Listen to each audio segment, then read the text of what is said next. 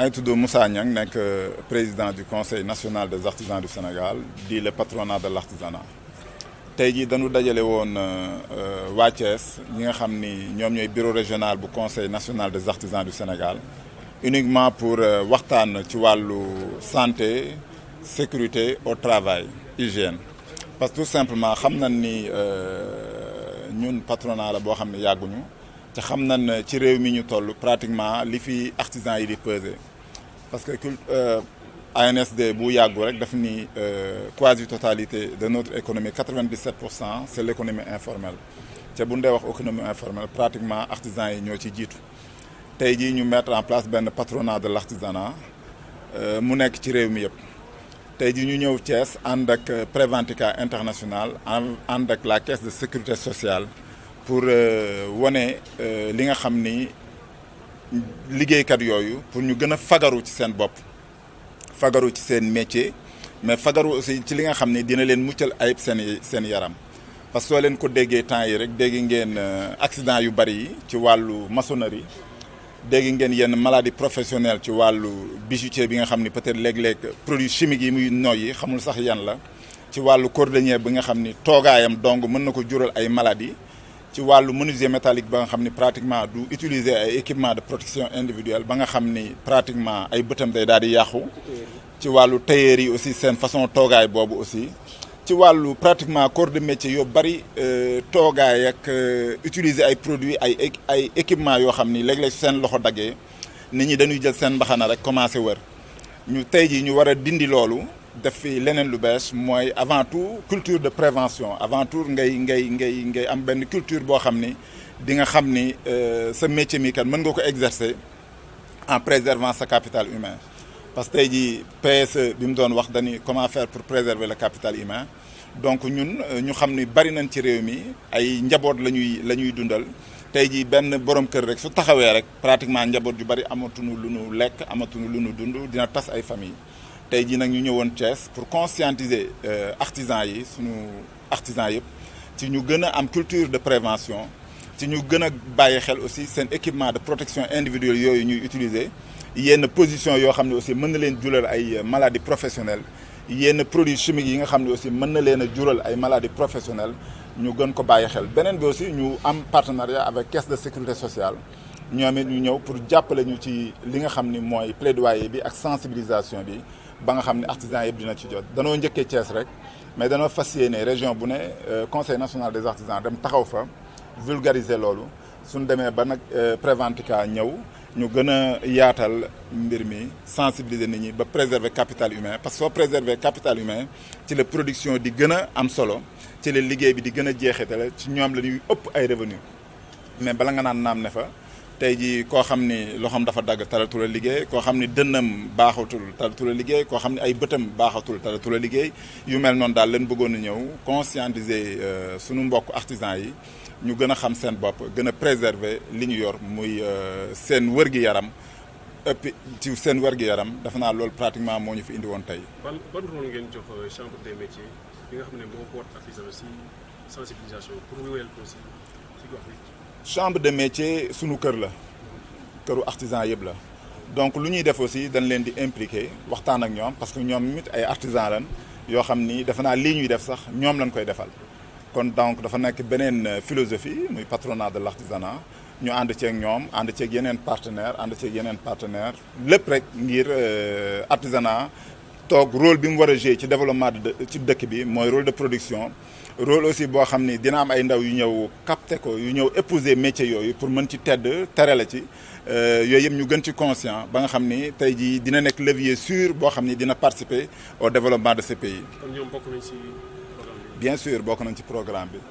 programme bi tout ce qui est artisan rek bokk na ci programme bi dinañ ñëw conscientiser la dinañ ñëw waxtaan ak yow dinañ ñëw bokk ak yow mbir mi ànd ci ak yow pour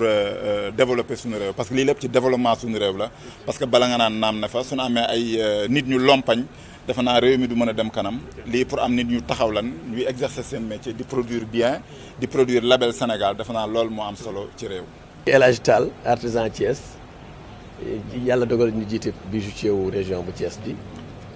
di membre aussi ci chambre de métier bi gis ngeen aussi le représentant de la chambre de métier mu ngi teew fii donc dañu ñëw juste pour assister suivre jariñoo lii nga xam ne moom la ñu conseil national bi indil daal. waaw li mu ñu indil dinañ dugg ci débat yi dëggantaan mais li ñu sentir ni moom lañ ñu indil mooy dafa ñëw juste pour protéger ñu ci suñu wér-gu-yaram surtout ci jafe-jafe yi ñu jànkoonteel ci suñu wér-gu-yaram parce que boo jëlee bijoutier bi day utiliser ay acide ay produits chimiques yoo xam ne da leen di utiliser à force moo koy liggéey day yàq wér-gu-yaramam néew na bijoutier boo xam ne presque dina màggataale ay bët wala mu màggataale presque du am dina ay jafe-jafe xol donc yooyu suñ ñëwee tey pour jéem ñu ci aar teg ñu ci yoon woo xamante ne ou bien indil ñu ay jëfandikukaay yoo xamante ne loolu mën nañu ci aar dañuy dimbali. boo jëlee menuiserie de même menuiserie pratiquement néew na menuisier boo gisul ñaari baaraamam dagg wala ñetti baaraamam donc yooyu lan moo ñu ci taxawu ëllëg suñu santé ak yu demee noonu. cordonnerie aussi de même cordonnerie bi produits chimiques yi ñuy utiliser ñoom ñëpp mënuñu ko bañ a utiliser. teinture la même chose donc yooyu ku organiser wu jóg pour aar ñu ci lu mel noonu. franchement dañ lay tàllal loxo te di la suivre te fas ko yéenee jëfandiku. xam nañ ne bijoutier yëpp teewuñu fi mais est-ce que nan ngeen nar a organiser pour jottali information bijoutier yi bu fekkente ni dañu am seen représentant mu ñëw teew ci lu mel nii ce sera à lui-même bu demee mu réunir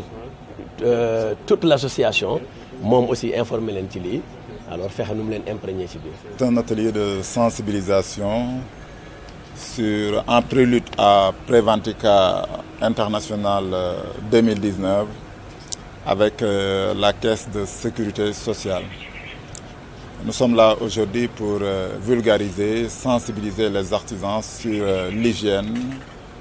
la santé, la sécurité au travail. Comme vous le savez, nous avons plusieurs métiers, plus de 129 corps de métier. Et dans chaque métier, il y a des risques. Il y a aussi des maladies professionnelles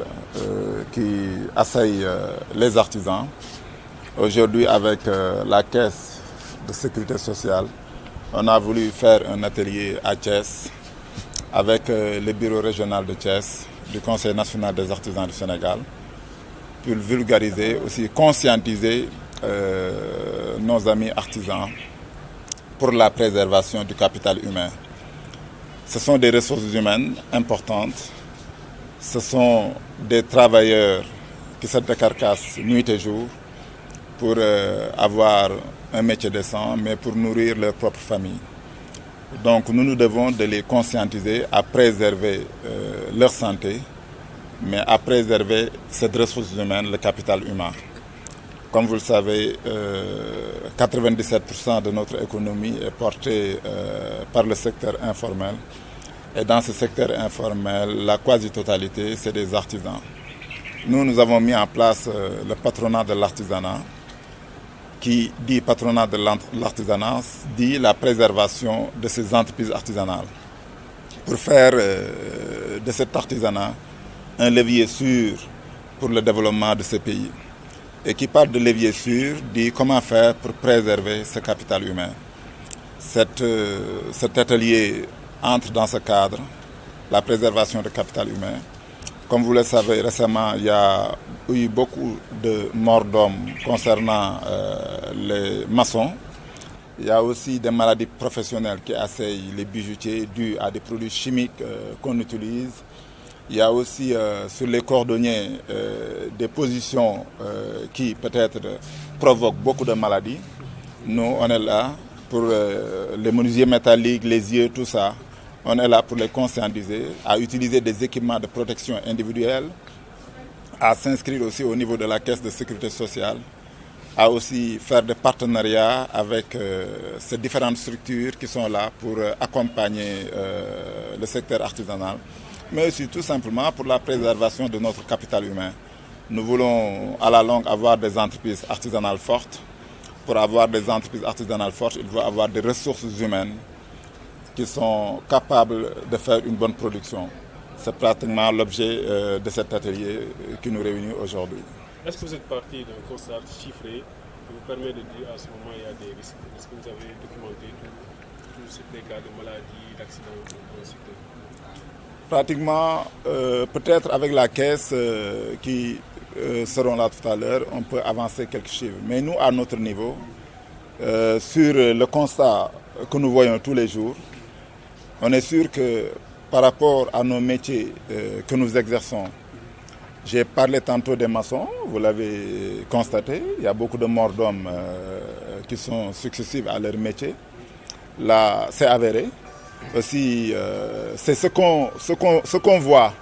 Mais il y a d'autres accidents qu'on ne rénumère pas. Donc je pense que nous, notre rôle, c'est de conscientiser le monde artisanal, c'est de pouvoir préserver ce capital humain. C'est pourquoi nous avons mis en place cet atelier que nous voulons aussi faire dans les différentes régions du Sénégal. C'est le premier de ces ateliers à Thiès, qui est tout proche de Dakar. Mais nous allons faire le tour du Sénégal pour sensibiliser,